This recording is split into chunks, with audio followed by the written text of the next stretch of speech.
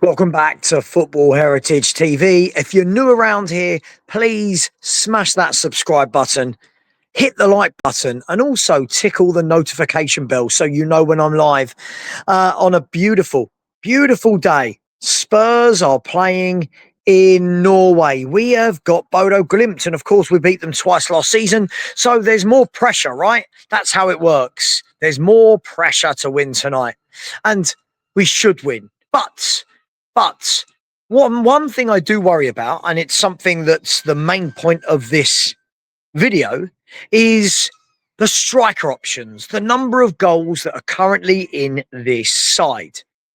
Now, we've spent all summer, haven't we, as fans, talking about we must get a 6. We must get a 10 because Maddison and Kulu are out. But not enough people, for me, have talked about needing a number 9, needing a striker, needing a goal scorer. Now, it's not just goals, because what I always get told when I talk about strikers is, Savva, but there's not many goal scorers out there like a Haaland or a Kane or a Lewandowski. And yes, sure.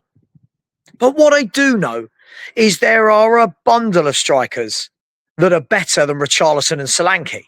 And that's got to be the start of this conversation. And the reason why I've said that this video is called the Spurs Striker Dilemma is Tottenham have somehow managed to spend in the region of 115 million pounds signing Solanke and Richarlison. And let's be brutally honest, neither of them have done too much in their career. Let's be brutally honest. I know people will go, oh, give Solanke a chance. But let's be honest. If we really want to be the club that goes from there to there, if we really want to be that club that challenges Arsenal and City and Liverpool, look deep down inside your hearts and be honest with yourself. Are these players good enough? And we're going to go through them one by one. And we're going to see what Spurs need. Because right now, the number 1 striker by default, you would say, due to injuries to Solanke, the longest dead leg in the history of dead legs for Muani, you would say that the number 1 striker right now is Richarlison. Now, anybody who watches me on a daily basis will know that I am not a fan of Richarlison in any way, shape or form. I think this is a guy that lives off of a couple of great goals every now and then, i.e. Burnley. Great overhead kick, and everyone starts losing their minds. Typical football fan behaviour. He's back. Don't know what he's back from, but he's back. This is his year. I mean, he's never really had a great year, has he, in 10, 11 years as a pro footballer, but this is his year. We're going to see a different Richie, are we? And the problem I have with Richarlison is this. Richarlison, for me, it's not just about the goal scoring. It's not. First of all, this is a man that I believe we worked out this morning has averaged 9 goals a year in his entire career. So his best year ever, I think, was 15 in all competitions. His best ever league year is 13. But he averages something like 9 goals a season. So no matter all those people that will tell you you're harsh, he's great, he's brilliant, his goal scoring record tells you a story. Now, I know what will happen. We'll probably win tonight in Bodo. He'll get the goal and everyone will go, you're in the mud. Because every time someone scores, you're in the mud. And apparently that means that the striker is suddenly world class. And I'll give the same example I always give. Another player I don't rate, someone like Dominic Calvert-Lewin. It doesn't mean he's not going to score any goals for Leeds this season, but you wouldn't want him in your team. It doesn't mean every time he scores a goal that suddenly you go, Dominic Calvert-Lewin, he is amazing. The problem I have with Richie, aside from the goals, is everything else. His hold-up play is next to non-existent. And somebody said to me yesterday, Savva, he's got the first touch of a trampoline. And I thought, he has. Any ball that goes into him bounces off. Every time the ball goes near him, he falls over. I've never seen a striker on the floor as much as this guy. He can't turn with the ball. He's not got good passing. He's not got good link-up play. And he doesn't really scare defenders. So when I'm looking at Richie, I look and I think, 3rd choice maybe. 3rd choice.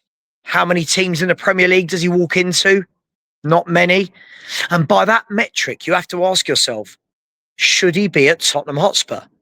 There's so many people that stick up for this guy. I've heard all the excuses. But it's not his fault. But injuries. But managers don't know how to plan properly. But he spends time on the left-hand side. It doesn't matter. This guy, over a course of a year, is not good enough to be playing for a team like Tottenham. City, Arsenal, Liverpool, Chelsea, even Newcastle, Villa, they don't have players that poor up front. So for me, Richie is a big no-no. If we go to the next one, Dominic Solanke. Now, we know that Dominic Solanke, it was said this morning that Dominic Solanke, the injury was worse than they thought, and he's now going to have surgery. So after all this time of us waiting for him to come back, he's having surgery. Now, I'm going to be brutally honest, and this is where you're all going to think I'm really negative, but I like to think of it as having standards, is I didn't want Solanke when we signed him. I really, really didn't want him. I've never been impressed with him in his career. He had that 1 year where he got 19 goals in the Premier League and everyone went, oh my gosh, this guy should play for England and Spurs should sign him. And Spurs did sign him. Then a really underwhelming year for me last year. Grabbed a few goals, but doesn't really do a lot for me. Again, he's not one of those strikers where I look at and I think, you're going to create for yourself. I always use this example. When someone like Jermaine Defoe, Ian Wright, when those guys got 25, 30 yards from goal, you felt that they were going to do something. Michael Owen, you felt that they were going to get it, shift it out their feet and have a shot, or drive towards goal and test the goalkeeper. And when I watch Solanke, and it's the same with Richarlison, I never feel that. I never feel that there's that imminent threat to the opponent's goal. They have good games. Of course, everyone in pro football is going to have some good games. But again, Solanke for me, his hold-up play is 50-50. Sometimes it's good. Sometimes it's left wanting. And when he's through on goal, I never ever think, yeah, this is nestling in the back of the net. So I don't mind Solanke. I think Solanke would probably be a good number 2. But again, 110, 115 million was spent between these two guys who both have something like a goal every 4 games in their career, something like that, or just under, which works out to an average of about 9 a season over their careers. Now, that's a guy for me where if someone came in and went, there's 35, 40 million, I would take it all day long. Richarlison, I'd take 15. Both for me are not Tottenham Hotspur footballers. And then we've got the elephant in the room, haven't we? It's that Randal Kolo Muani situation. And this one is a strange one for me. I said it the day he signed. I don't mind Randal Kolo Muani. I think he's a good striker. No more, no less. I don't think he sets the world alight, but he's a good striker. But we signed him, for me, only my opinion, a bit of a panic on the last day of the window. And we were told he wasn't fit. We were told and we knew he hadn't had a pre-season. But we bought him. We took him on and people lost their minds. Oh my gosh, he's amazing. And so far, we've seen him for about 11 minutes. He turned up. He wasn't fit. Then after a couple of games, he had 11 minutes against Villarreal. Then he got a dead leg before the Brighton game. Since then, Brighton, Colchester, Brighton, Doncaster, Wolves. He's missed all of those games with a dead leg. He's not playing tonight against Bodo Glimt with the dead leg. So people starting to question commitment. People starting to question temperament. Some people don't even rate him. But what I do know is this. He's better than the other two, but it doesn't really mean anything if you can't get the bloke fit.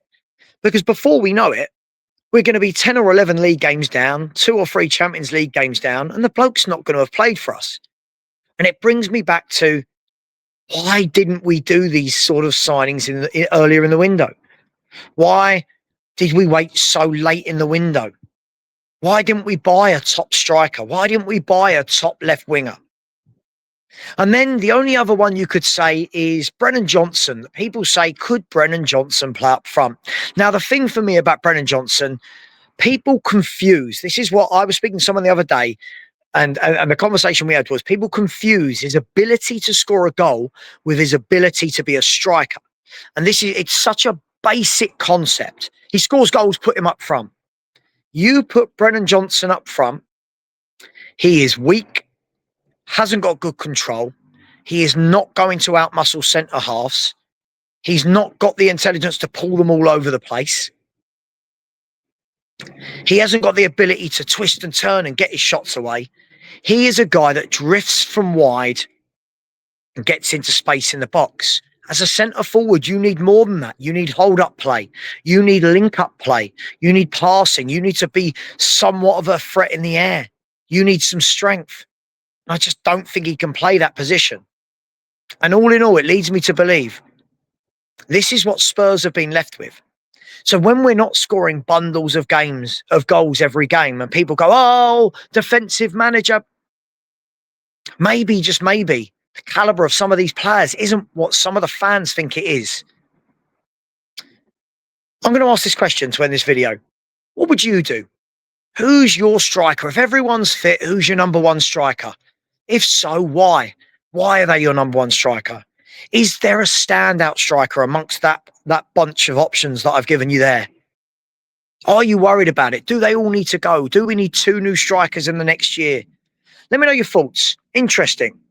Let's see who starts tonight. Do we really need to see? It's going to be Richie, isn't it? It's the only one fit. Take care, everyone. Much love. And as always, come on, you Spurs.